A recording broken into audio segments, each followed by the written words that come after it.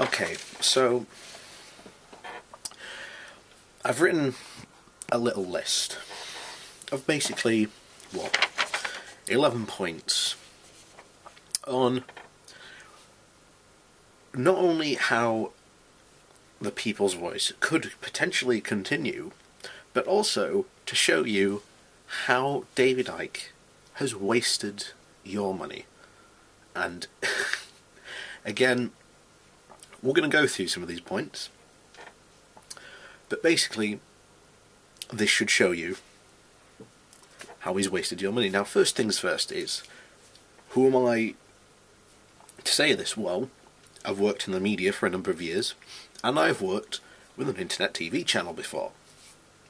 And I've heard that at the moment, according to what they've said on some of their forums, they need, I think it's 50,000 a month to basically survive. And put it this way, you ain't going to get that through donations. No way. It was doomed from the start, the People's Voice, just because they were purely going to be relying on people's donations and not what they should have been doing, getting advertising and sponsorship on what they need. And then they can have people making shows for them, they can buy those shows, they put them on air, so forth, like a business. And this is one of the main points, which is not in my list, that the People's Voice is not run like a business at all.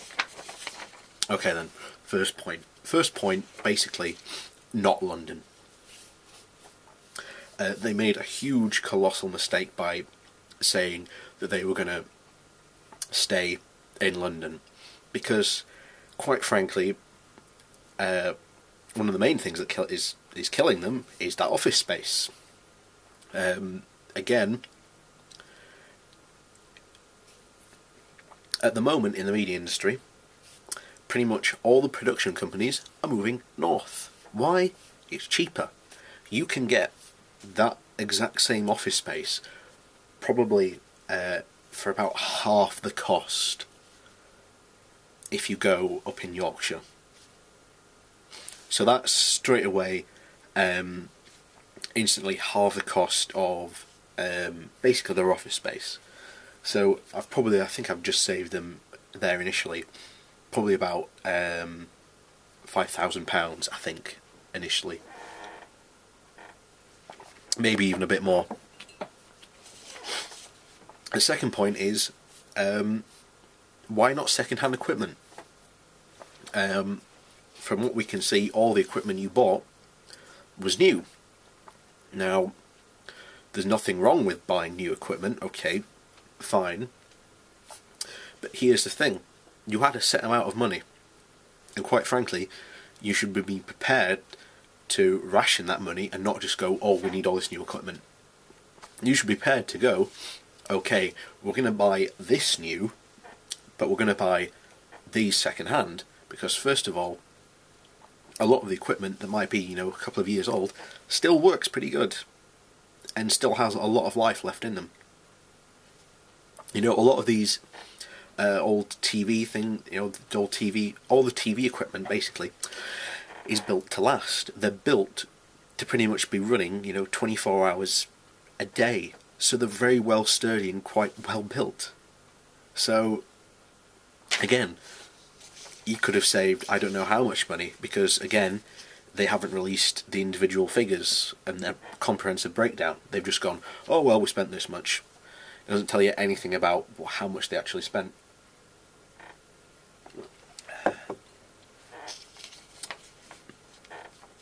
Point number 3 is professionals instead of volunteers.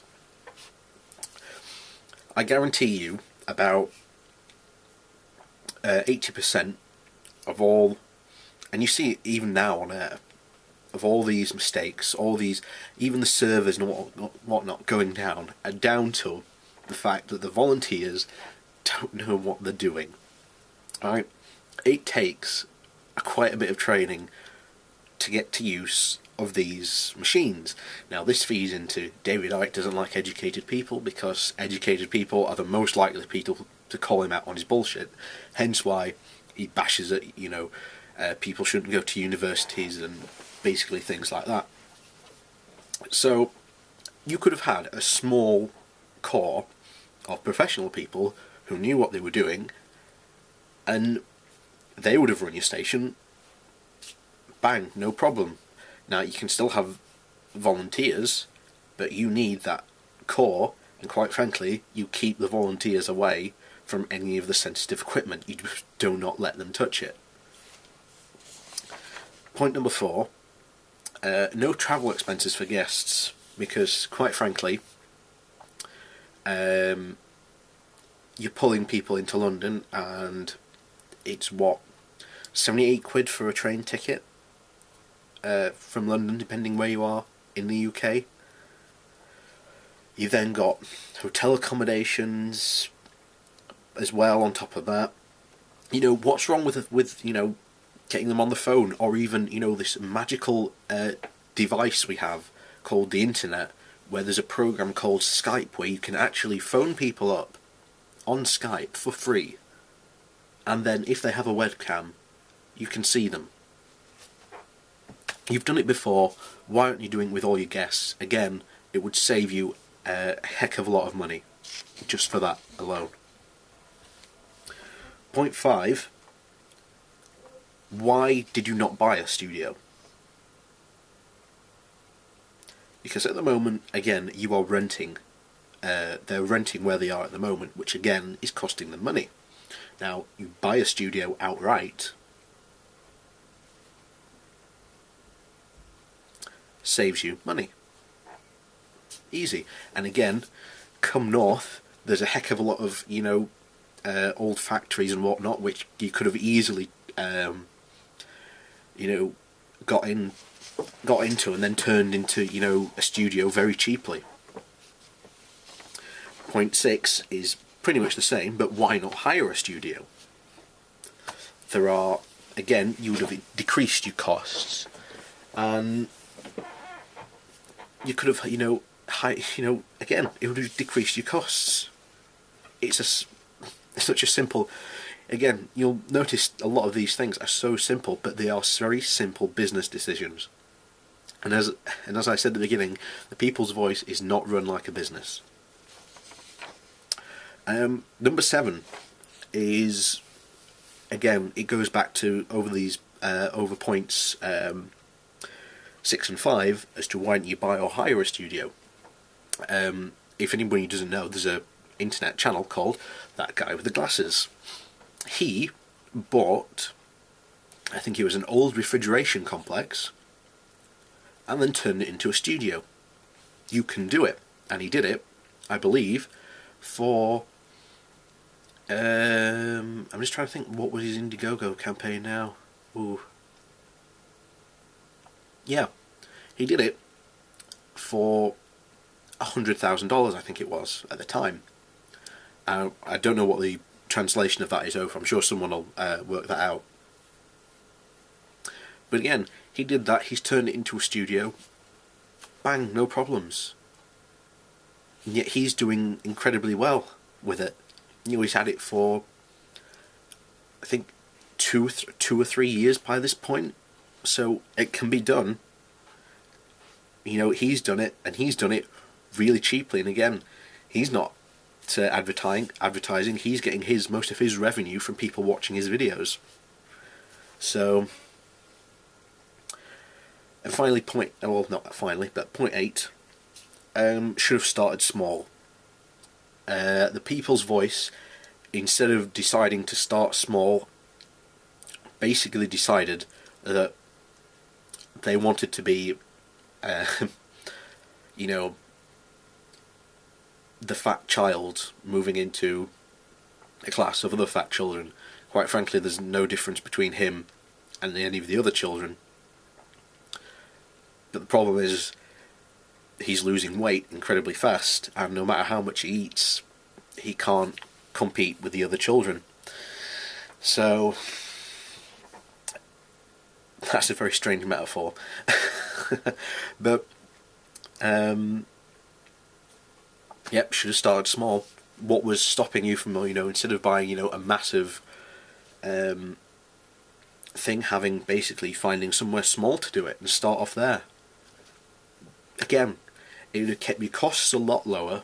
It would have allowed you to build an audience, allowed you to get good audience figures, which then would have allowed you to bring in more advertising. Again, simple business decision. Point 9, advertising budget. This is sort of 2 points folded into one. But the first thing of all is, from what I can see, they've had no advertising at all. If you went to anyone random on the street and basically said, do you know what the people's voice is? Do you know what the people's voice is? Do you know what the people's voice is? I guarantee you wouldn't get anybody that would know what that is. You might get one or two, but the vast majority aren't going to know what the hell it is. The second thing is, which is a lie, by the way, they make the point of, all these companies, their advertising budgets come out at the beginning of the year. Well, okay, then why didn't you start broadcasting then in January when the supposed advertising budgets come out? Again, and then this feeds in to point 10, and quite frankly, I'm not the only one on this, but it seems to be a huge, basically, lack of planning. And I'm not talking about the shows or anything like that, but a lack of planning on the business side of things, because that is really what has killed them. That they have set themselves up as a business, and they are not acting like a business, and relying on people to donate at least 50,000 a month to keep them alive is not how you should run a business. There is no other business out there that runs like that. And finally, we're getting to point 11, and that is underestimating his audience.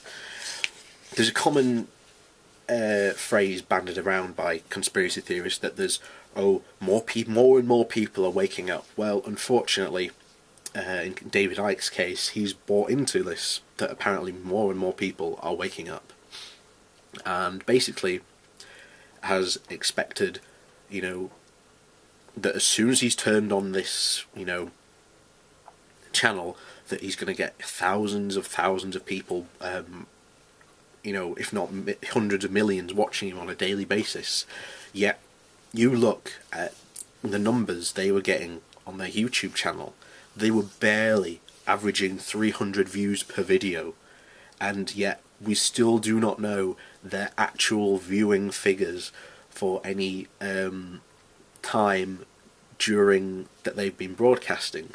And again, that scares off advertisers, because if I'm an advertiser and I say I want to advertise on the People's Voice, I want to know how many people watch your program.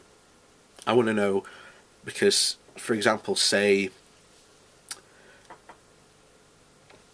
let's say a control group of 100 people, and let's say only 10 people out of that 100 watch the People's Voice. Why, as an advertiser, should I go to you instead of the other 90 that are watching the other channels or something else?